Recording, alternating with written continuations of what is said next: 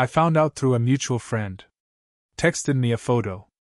Nothing graphic, just a couch, a coffee table, and her face angled just enough to show the bruise. Her left eye swollen. Caption said, "She's staying with us for now." No explanation. None needed. It was the quietest confirmation I've ever seen. I didn't reply. 3 years earlier, I was the boring one. The safe choice. The guy with a job, an apartment with 2 working locks, a budget spreadsheet, and a steady sleep schedule. I was the guy who didn't yell, didn't punch walls, didn't call her a bitch when things got tense. But none of that made the cut when she decided she needed more. Moore turned out to be a 5 feet 9 inches DJ with a neck tattoo and an eviction notice on his door. Said his name was Rafe, short for Raphael, like that somehow gave the chaos an artistic edge. She met him at a bar she swore she only went to for the music. 2 weeks later, she was talking about how you can't put a price on passion. Meanwhile, I was covering the last rent payment and pretending I hadn't seen the messages on her tablet. When I confronted her, she didn't lie. She didn't apologize either. Just crossed her arms and said, "He's not stable, but he's exciting. You're not." Just like that. Like she was trading in a Prius for a motorcycle and wanted me to hand her the keys with a smile. I didn't yell. I didn't beg. I didn't do the dramatic chase scene she probably expected. I packed my things. Left the lease in her name. Cancelled the utilities I was paying. Took the couch, left the bed. Started sleeping better that week. I moved into a smaller place closer to work. Nothing special, but it was mine. Quiet. I'd come home, make dinner, go for a walk, sleep. The stillness felt heavy at first. Then it started to feel like clarity. I didn't talk about her to many people. Just the essentials. We split. She moved on. No, I don't miss her. All of which were true, eventually. At first, yeah, I thought about her. Not in a longing way. More like when you touch a sore tooth with your tongue just to check if it still hurts. Some nights, I'd hear a song she liked and feel that twitch. Then I'd remember how she used to weaponize silence, how she'd scroll through Instagram while I talked about my day. How she'd compare me to people she claimed not to want. She didn't want stability. She wanted the fantasy of being rescued from a life she built herself. Rafe didn't have a car. She drove him everywhere. Rafe didn't have a job. She covered his groceries. Rafe didn't have a plan. That part, I think, turned her on the most. No plan meant no expectations. No accountability. Just vibes, as she'd say. She posted them constantly. Selfies in his bedroom, which looked like it hadn't seen a vacuum in 5 years. Him rolling joints while she grinned like she'd found freedom. Her face changed in those photos, more performative. Less real. But she captioned it. Authentic. Mutual friends stopped bringing her up. I think they thought I was still sore. I wasn't. I just didn't have anything left to say about someone who chose chaos over commitment. She made her bet. She crawled into it. I walked away without looking back. About a year after the split, I started dating someone else. Lauren. No drama. Just connection. She asked questions, waited for real answers, and never tried to twist them into reasons to blame me later. We weren't playing games. We were just building something. Different pace. Different tone. I didn't realize how much that mattered until I had it. Around that time, I started hearing bits and pieces. Rafe getting arrested for a bar fight. Rafe crashing her car. Rafe, accidentally, messaging other women. She'd go dark for weeks online, then come back with some long post about healing and energy vampires. No mention of him. Just vague pity grabs. I stayed silent. Fast forward to the photo. That eye. That couch. That silence that came after. I didn't respond. I wasn't going to be the guy she crawled back to for shelter. I'd already done my tour in that war zone. I had my peace now. I wasn't trading it for temporary nostalgia. 3 days later, she texted me. Hey. I didn't answer. For hours later. I just wanted to say I'm sorry for how I left things. Still nothing. The next day. I was stupid. I know you probably hate me. And that's when I got annoyed. Not angry. Annoyed.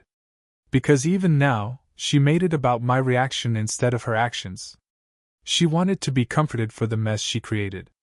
She wanted to be told, "No, I don't hate you. I forgive you.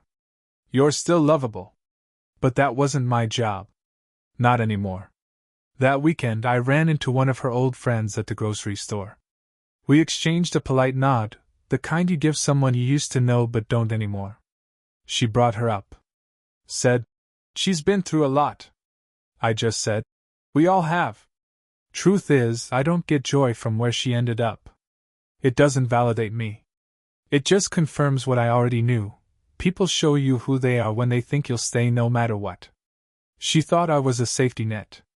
Turns out, I was a final offer. It took her 3 years, a bruised face, and a lost social circle to figure out what stability actually means. I figured it out the moment I left her standing in that apartment with her arms crossed and that smug little grin. The moment she called, excitement, what I knew was dysfunction in skinny jeans. She's not special. Not in the tragic, misunderstood way she frames herself now. She's just another adult who thought they were owed something more than responsibility. And life, being what it is, cashed the check she wrote with her ego. I still see her sometimes, online, in passing, once at a gas station where she pretended not to notice me. That part was mutual. She'll post quotes now like, "Some people only love you when it's easy." But that was always her. She loved me when the bills were paid, the apartment was warm, and she didn't have to be held accountable for anything more than picking a restaurant. When life started asking her to show up, she ran into the arms of a guy who didn't expect anything and delivered even less. Lauren and I moved in together last fall. We've got a small house just outside the city. 1 bathroom, 2 dogs, and more laughter than tension. There's no drama. No guessing games. No late-night fights about nothing. We talk. We disagree sometimes, sure, but we solve. Like adults. Like people who want to keep choosing each other. Sometimes I look at her and realize how long I lived thinking I had to earn peace through suffering. That if I just gave enough, someone would finally be enough. But that's not how it works. You can't fix someone who needs the chaos more than they want you. And you can't save someone who thinks drowning's just part of the thrill. So yeah, she told me. He's not stable, but he's exciting. And now she's sleeping on a couch with a black eye and a phone full of unread messages. Meanwhile, I'm cooking dinner for someone who asks me how my day was and actually waits to hear the answer. Sometimes the best thing you can do isn't to fight, fix, or forgive. It's to walk away and let the world teach the lesson you were never allowed to. And I did. She texted again a week later. This time it was longer. Said she was in therapy now. Said she realized the relationship with Rafe had woke her up. Said she was learning about trauma bonding and self-worth and boundaries. All the right words. Just in the wrong hands. I read it once. Didn't reply. An hour later, she sent another. I don't want to start drama. I just want to apologize face to face. You meant more to me than I knew how to handle. That part? It rang true. Not in a romantic way. In a diagnostic one. Like hearing the right label after years of symptoms. Yeah, she didn't know how to handle me. But that wasn't my fault. That Friday, she showed up again. Not at my place. At the park near it. Where I walk the dogs. She knew my schedule. She knew enough. She waved when she saw me. I didn't wave back, but I didn't turn around either. Just stopped, held the leash, waited. She walked over slow like I might spook. Her eye had healed, but her face looked tired in a deeper way. Like she hadn't rested in years.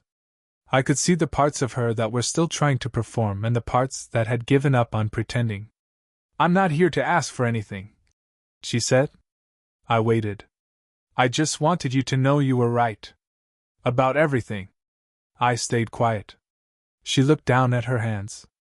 I thought chaos meant passion. I thought unpredictability meant depth. And I looked at you and thought that you were boring. I nodded once. She was telling the truth. But I wasn't her priest, her therapist, or her punching bag anymore. I didn't need her confession. Rafe hit me, she finally said. More than once. I believed her. But I wasn't moved. Not because I didn't care, but because caring doesn't mean carrying. I'm sorry for everything, she said. I know it doesn't mean much. I looked at her and said, it doesn't mean nothing. But it doesn't mean we're anything either. That landed. She nodded. I could tell no one had said it that directly yet. No one had drawn the line so clean. She asked if we could sit. I said no. Told her I had to get the dogs home. She stepped back like she expected me to offer something, coffee, a hug, maybe a place to stay. But I didn't. I'm not angry, I said. But I don't owe you a seat at my table. She looked like she wanted to cry. But for once, she held it in. Maybe therapy had taught her that much. I'll go, she said. You already did, I answered. She turned and walked away. Didn't look back. That was 6 months ago. Haven't heard from her since. Word is she's working part-time at a bookstore, couch hopping less, slowly repairing her image. Some people still talk to her. Some don't. She's no longer the main character of the group chat. People have their own lives. That's how it goes. As for me, I stayed steady. Lauren and I still split chores, share playlists, argue about movie endings. Real life. No soundtrack. No drama. Just two grown people choosing each other with both feet in. I don't tell this story to feel superior. I tell it because there's a specific kind of peace that only comes from not opening a door again once you've finally shut it. She didn't need my forgiveness. She needed her own consequences. And she got them, naturally. No revenge, no smear campaign. Just reality, finally catching up to the fiction. Some nights I think about how close I came to staying. To begging. To convincing her I was worth her time. And I thank the man I was, the one who finally decided he wasn't signing up for another tour in someone else's war. So when guys ask me, should I take her back now that she says she's changed? I ask them one thing, has she changed, or has her audience? Then I tell them what I learned the hard way. When someone tells you excitement matters more than stability, believe them. Then leave. And never go back. The kid reminded me of me 10 years ago. New at the company, always first in, last out. Kept his head down. Said yes to everything. You could tell he was carrying something that had nothing to do with work. We got paired on a job out of town. Overnight install, simple gig. Long drive back. Quiet most of the way, then he asked, "Can I ask you something personal?" I nodded. Kept my eyes on the road. "My girl says I'm not passionate enough," he said. "That I'm too predictable." I didn't answer right away. Just let it hang there. She says I don't fight for her. That if I really loved her, I'd be more. I don't know. More intense. Still nothing from me. I let the silence work. He added, "She's seeing someone else. Says he's not stable, but he makes her feel alive." That line? Exact same words? I pulled off at a gas station. Not because I needed fuel, but because this conversation did. I got out, stretched, grabbed a soda. He followed. I didn't ask for more details. Didn't need them. "I've heard this story before," I said. "I lived it." He looked surprised. Maybe I didn't seem like the type. Maybe that's the point. "You're being set up," I said. "She's making you responsible for her boredom. Like it's your job to thrill her while she offers nothing stable in return." He nodded slowly, like something was clicking. "That's not love. That's emotional tourism. She's passing through until something else grabs her attention." He swallowed. "So what do I do?" "You stop trying to convince someone that boring is bad," I said. "You stop letting your peace be treated like a flaw. He leaned on the truck, quiet. I saw it land. You leave, I said. With dignity. You don't try to win her back. You don't wait for her to see your worth. You leave before she drains you enough that you forget you had any to begin with. He didn't speak for a while. Just nodded. On the drive back, he was quiet again, but different. Not carrying it the same way. A week later, he told me he moved out. Got his own place. Said it was small but clean. Said he felt better waking up without feeling like he had to audition for affection. I told him good. That's what this part of life looks like. Quiet wins. Long games. Knowing you can spot the patterns before they set up shop again. It's not about swearing off love, it's about choosing peace with the same intensity we used to chase chaos. And every now and then, you get the chance to pay it forward. Not with lectures. Just presence. Just being the man you wish had spoken to you when you were on the edge of staying. I don't think about her anymore. Not in that way. She's probably somewhere trying to rewrite the story in her favor. That's fine. People like that never stay in the same version of events for long. Me? I'm home. I sleep like a man who doesn't have to brace for the day before his feet hit the floor. My phone is quiet. My bills are paid. My peace is not for sale. That's the end of it. She wanted excitement. I gave her the exit. And I never looked back.